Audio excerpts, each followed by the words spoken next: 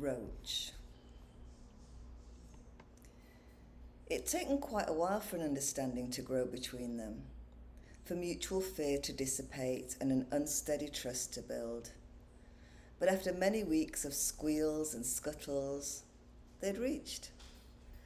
Joni wasn't sure if it was the right thing to do at first, but now her nightly ritual was solid, and she'd decided that he was a he, though more than likely he was a she with all that staying power, seemed as comfortable with the arrangement as she was. The small wooden stool from beside the bedroom door was lifted and placed in front of the vanity unit in the ensuite. Joni did this before switching on the overhead lights, not the bright mirror lights, and she found that this worked a treat. She'd even started bringing a cup of chamomile tea in with her, and eventually a small round cushion, because her bony bottom didn't take too kindly to the length of time they were spending together in there.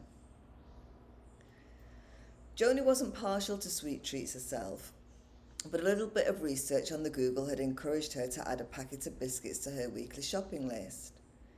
He didn't eat much, so she kept them in the fridge to make sure they stayed fresh. The last time Joni had bought biscuits was when Jake came to visit. He was so small and full of wonder, little chubby hands reaching out, demanding more and more biscuits. All day, every day, he would race around the house, making her chest hurt with fear of him tumbling down the stairs or flipping over the balcony. When she told her daughter it was a bit too much at her age, that was it. He was taken away and she hadn't seen him for 2 years. Not that she was upset, no, not at all. He was going to be a brat, and she had no doubt that it would have only been a couple of more years before he was rifling through her bags to steal her little bit of money. Shaking her head to get rid of the irritation of Jake, she looked around the vanity top, searching. She tried to keep it clear, all her potions and lotions in the basket at the side, makeup case zipped tight, toothbrush raised in a glass with a cover for the bristles. No matter how close she felt they'd become, she drew the line on him crawling over something as intimate as her toothbrush. She had no intentions of sharing bodily fluids with a roach. Eventually she spotted him. He was on the lip of the vanity, close to the drawers on the right-hand side. She'd told Clifton when he was building it that it was a wrong thing in that room. Too damp. Not only bathroom damp, but in rainy season, outside crawling in through the walls damp. But he'd insisted. A nice dark wood vanity, varnished and treated for termites. No problem, he'd said. And when, after 10 years, she pointed out the patch that was growing in the bottom cupboard under the sink, he'd said she was imagining it. He couldn't bear to be wrong. Well, mister, I was wondering where you'd gotten to. Playing a bit of hide and seek tonight, are we? Did I ever tell you about the time I was in Lagos? Yes, that Lagos in Nigeria, not in Portugal. I'm sure I did, but I'll tell you again. So, we arrived, my brother and me, sometime in the middle of the night. The flights were all over the place back then. Yes, it was years ago. It's not polite to ask a woman's age. It doesn't matter how old I was. Where was I? Yes. So we arrived at his friend's house, and the room they gave me had a mattress on the floor. No, of course it wasn't a problem. I've had my fair share of sleeping on mattresses on the floor in my time, I can tell you. If you'd stop interrupting, I'll get to the point. Anyway, I was bone tired, so I got a quick wash and changed and threw myself down on the mattress.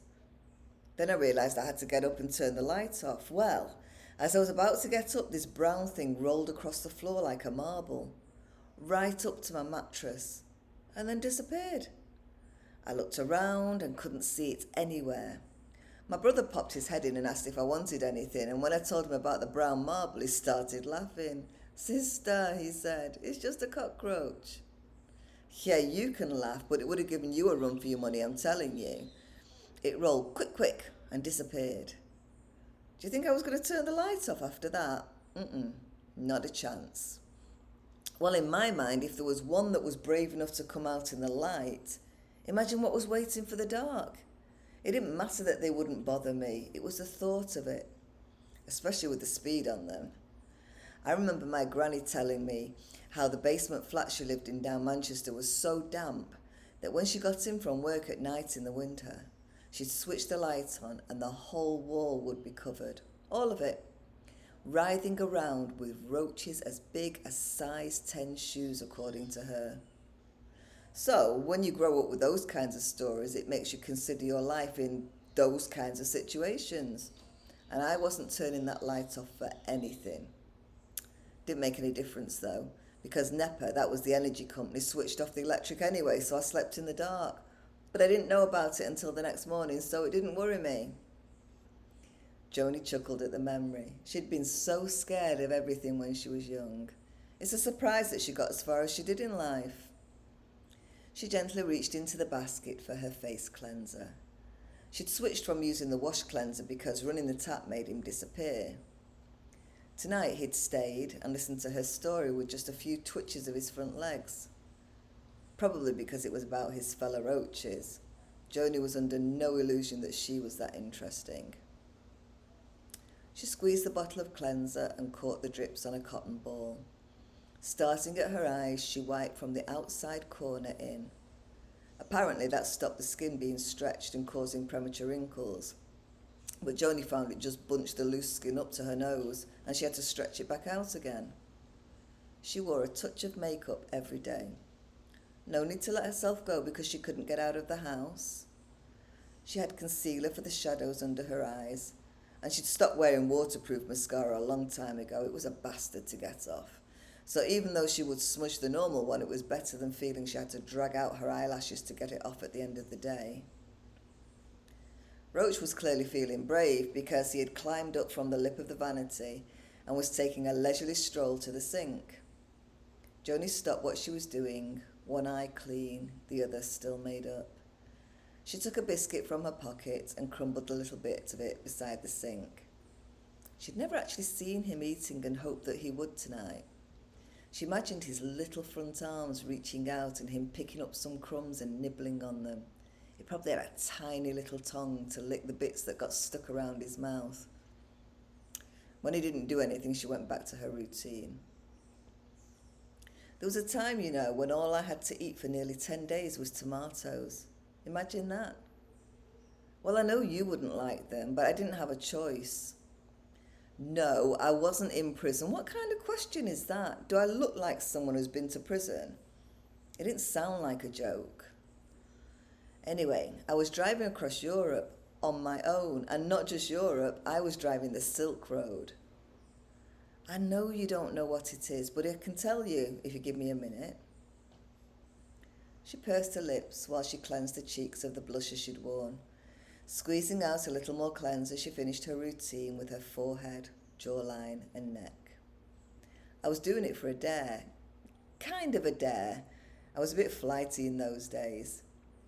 It should have been 4 of us. We'd planned it all out, a summer driving the world, to see how far we could get. When they all pulled out one by one, I decided to carry on anyway. It was planned. Roach scuttled around the back of the sink as though he'd seen something more interesting. Joni paused and waited for him to turn back and settle down again. I had a tent, one of the little pop-up ones, all sealed. No space for creepy crawlers to get in and join me.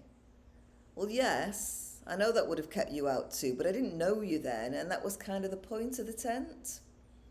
They were a bit of a bugger to put down, I can tell you. Anyway, I got to this campsite in Italy. I have no idea where it was. I was driving blind, so to speak. I was pretty lost. It was getting dark, and one rule I gave myself was not to drive in the dark. I was getting that anxious feeling, you know the one. Or maybe you don't. It's like a tightening that starts in the gut and moves up to the throat, squeezing and squeezing, but at the same time filling out the space until it's like you've got rocks in your throat. It pains so much.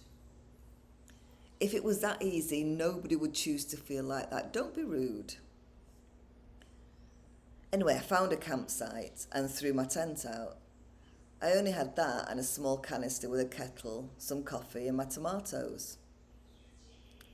Does it matter where they came from or what type they were? A nice Frenchman gave them to me. I gave him a lift from Bergerac to Aubagne.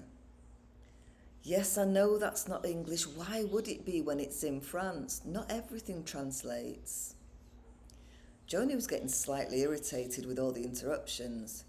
It had been years since she'd thought about that summer drive, and now she'd opened that memory, she wanted to see it all. She stopped oiling her hair for a minute and looked Roach right in the eye. You either want this story or you don't, but I will tell it in my own way, if you don't mind.